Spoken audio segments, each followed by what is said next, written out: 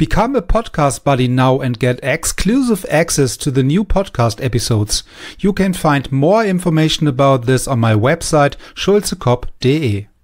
Welcome to this podcast.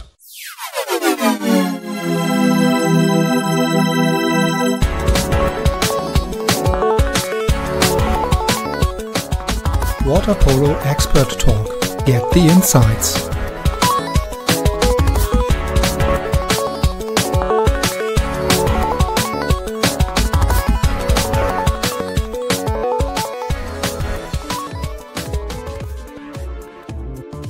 To play, the best of the best of the best. I think this this Division 2 concept I quite liked. It gave everyone a chance to potentially qualify for the Division 1, like Germany and Romania did, which I think starts in a couple of days. So it gave everyone that opportunity, but then it's also nice certainly for us, to be able to finish off and play teams on a similar level to ourselves. I think specific to that tournament, the best that we can do for most tournaments, just in terms of costing and leave commitments, is we try and just do big pre-departure camps. So we'll get the team will get announced, we'll get the team together, however many days is physically possible before we leave. Train 2-3 times a day, try and implement some of the things, scrimmage a little bit amongst ourselves to see if we can get some match conditioning going, and then we depart and arrive, and our first game will probably be the first game of the tournament. Well, it certainly was in the instance of Berlin. Berlin wasn't easy. We arrived and the next day we played 2 games. So I don't think I've ever played 2 international games in one day before. So that was quite taxing on the guys. But sort of after that day, we settled in. I think we had a fairly decent game against Malta. Again, with a little bit better preparation, I'd love. And then we finished off with a nice game against New Zealand. From a preparation perspective at this stage, that's about the best we can do. This sounds, you mentioned that it's maybe then better to have these kind of tournaments with other countries or other teams which are more or less on the same level, but not far away, like, I don't know, Italy, Spain, Montenegro, whatever, just to have the better development or the better practice part then also of these kind of tournaments, because you have other countries or other nations playing on the same level. Yeah, so it brings both parties, both teams then at the end more to play these kind of teams instead of playing against Spain, where you do not have any chance at the end. Yes, I think definitely. And I think that's something that World Aquatics must have realized, because of, I think, the way they're implementing the World Champs format moving forward. I think not in Fukuoka, but certainly the junior age groups, and I believe for Doha, is it Doha next year, with the top eight, bottom 12. I think in terms of advertising the game and each nation's sort of individual development, you don't want to be winning a game by 10 and you don't want to be losing a game by 10. It's difficult to motivate players and find positives and grow and develop when you're winning by a lot or losing by a lot. So I'm quite a big fan of this new format, and the World Cup sort of Division 1 and 2 format. And I think certainly from a player's perspective, you're a lot more motivated getting on a plane, flying across the world, knowing that you've actually got a chance to try and get a result. Which is not so easy. Yeah, so to take the plane then in South Africa, knowing playing against Serbia, where we do not have any chance at the end. Yeah. So, yes. But maybe. So we already mentioned that the tournament, or the final tournament, will start in a few days in LA, in the US. Maybe then we have the chance to see how Germany is doing during this tournament, because also we are in a little bit of transformation time here with trying to implement young athletes and young players and build or grow up a new team, how they will act then in the US right now, playing maybe also the first time against a little bit bigger countries like Italy or Spain. That's another deal. Yeah. So instead of Berlin, maybe then some weeks ago. Yes, yeah, I think it'll be interesting for the German team. I mean, it'll be tough. I'm not actually sure who's in their group, but maybe realistically Romania at the end. I'm not sure. I don't think Australia are there. No, they're not there. But at the end, it's also some kind of good experiences to play against these big nations. Yeah. Besides the fact we already mentioned that maybe it's not so much fun. Yeah. And you do not know, or before you travel, the game starts, that you maybe do not have any chance. But also on the other hand, you do know, you need also these kind of games against big nations. Yeah. So it's somehow to find a balance between then games on the same level or then on the different level against teams like Italy or Spain, for example. Yeah, absolutely. Yeah. I think Germany's I think against those big nations that they'll be able to take positives out of those games and definitely learning experiences for sure. I mean, I think they were, in my opinion, they were the top team in Berlin for sure. So it'll be interesting for them, and as you say, a young team and a new coach, I believe, to sort of test themselves and see where they are against the best in the world, and see what needs to be implemented moving forward. Yeah, so new coach also. Yeah, so and during the World Cup in Berlin, we met the previous head coach of Germany, also with Peter Borovic, which is now the coach of China. Yeah, so. Yes.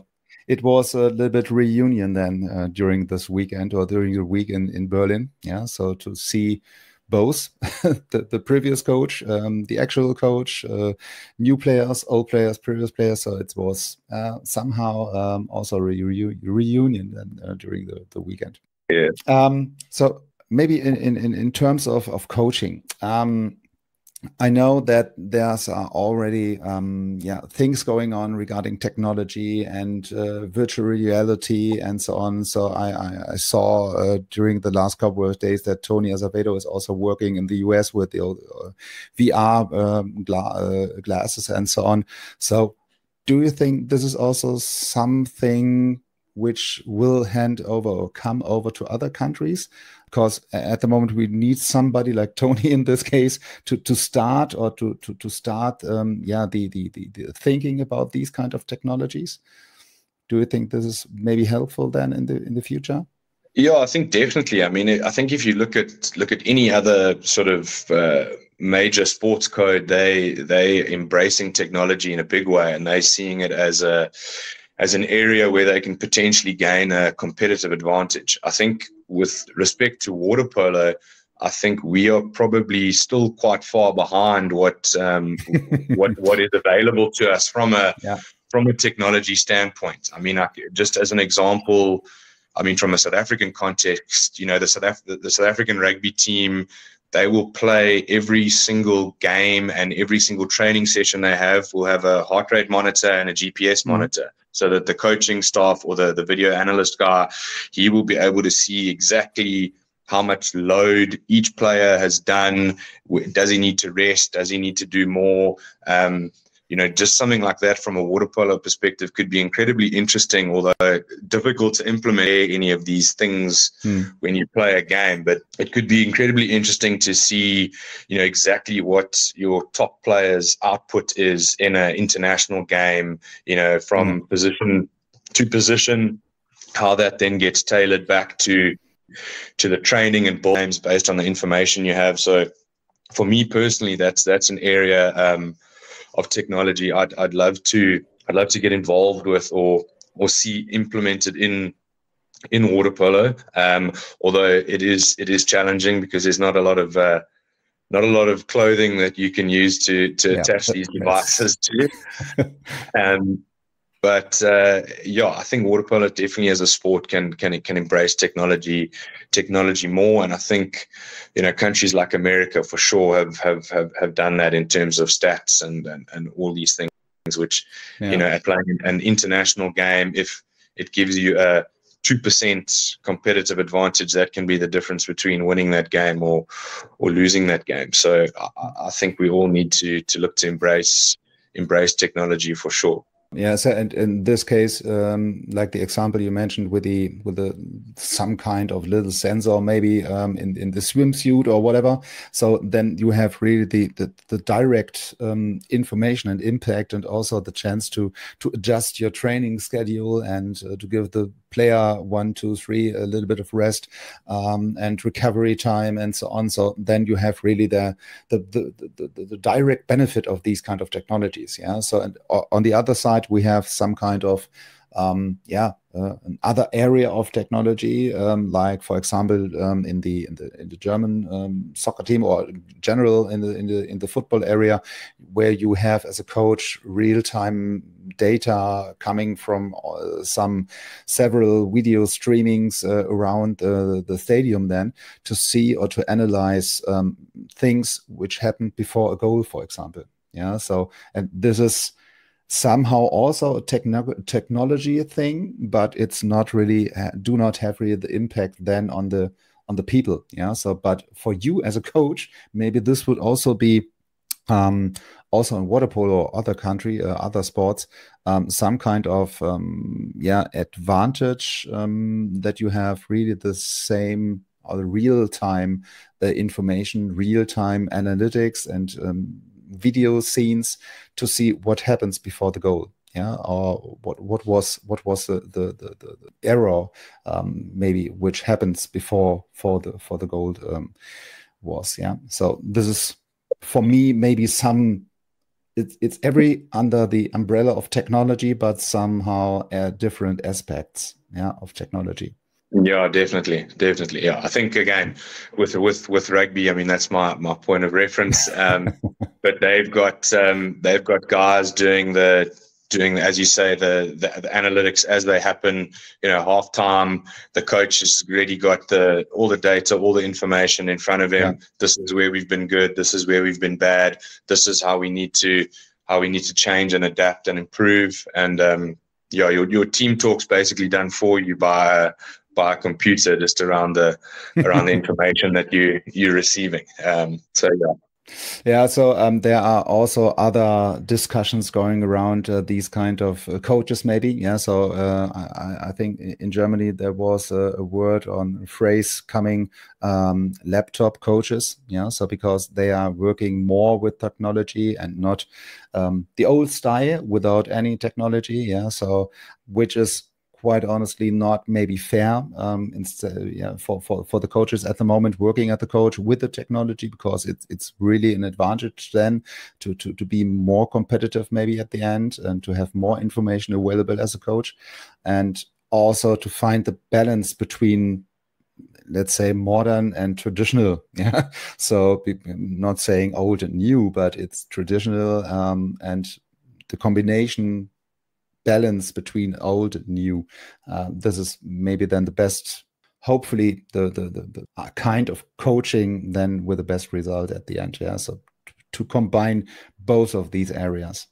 Yeah, I think definitely. I mean, I think ultimately coaching is always going to be about interpersonal, interaction. I don't think any coach in any sport can ever just sit behind a laptop and then and coach from there. You've got to have you've got to have a relationship with the players. You've got to know what motivates one player, what motivates another, and those things. But I think that definitely the technology can be used to assist you for sure. I think also to assist the players. I mean, video feedback sessions with players. I think we all are sort of visual learners. So if you're saying to someone, hey, have a look here, X, Y, and Z, and he can physically see that based on the game that he's just played, I mean, your learning curve can be so steep just as opposed to the coach saying, do this, that, and the next thing because I said so. So it's totally different. Yeah, when you see something on the monitor, maybe, which happens 2 minutes ago, and you say, okay, I do not, I don't know, I put out the red arm, but it should be the left one. Yeah, so this is maybe then really the difference and the advantage for the people, for the players to see what really happened some minutes ago. Yeah, instead of, as you mentioned, that you say this happened and he has to do this because of that. So it's another, let's say, quality of feedback than to have this visually feedback then. Yeah, absolutely. So you mentioned already the next little tournament coming up in a few weeks, which is Fukuoka. Where do you stand? What is the plan? So are you arriving again a little bit later than all the others, or what is the plan?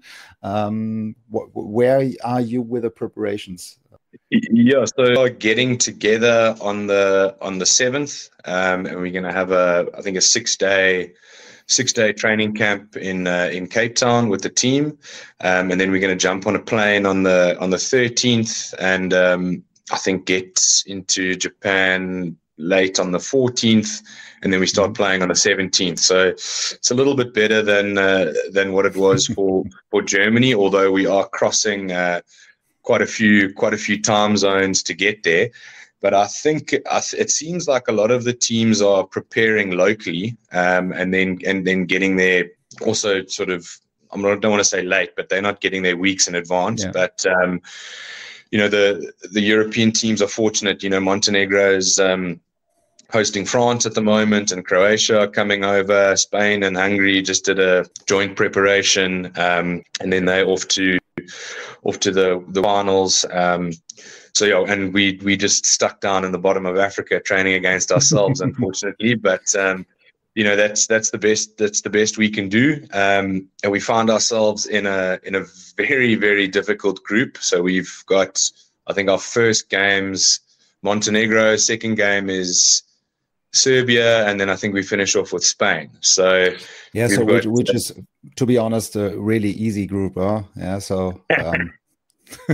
Nice and easy. But for us, we need to sort of go with a mature approach. And I mean, we're not going to get any result in those games. However, we can look to take positives to test ourselves against the best, and to prepare ourselves for the second phase of the competition post the group stages, where I think there will be teams that we can play against on a similar level, or slightly better than us, which I think, for me certainly, and hopefully the players, that's the area they're looking forward to in the tournament. We've just got to make sure that we don't, we put the steps in place in these tough games to come out of those 3 games better than what we were before we started, which is sometimes difficult, when you're pretty much getting hammered by the best in the world. But I think we've got quite a nice group of guys, a relatively mature group. They've been there before. The last World Champs in Budapest, we had Spain and Italy in our group, both the finalists. So I mean, it was tough and then unfortunately Canada, the Canadian team had to be removed because of the COVID protocol. So it would have been nice to play them, but we weren't able to. And then as a result of that, we got moved up into the top 12, where it was again, tough games. So I think the guys myself and the team are looking forward to the 3 preparation games, and then the tournament starts for us in the playoff, in the knockout section, or the playout section.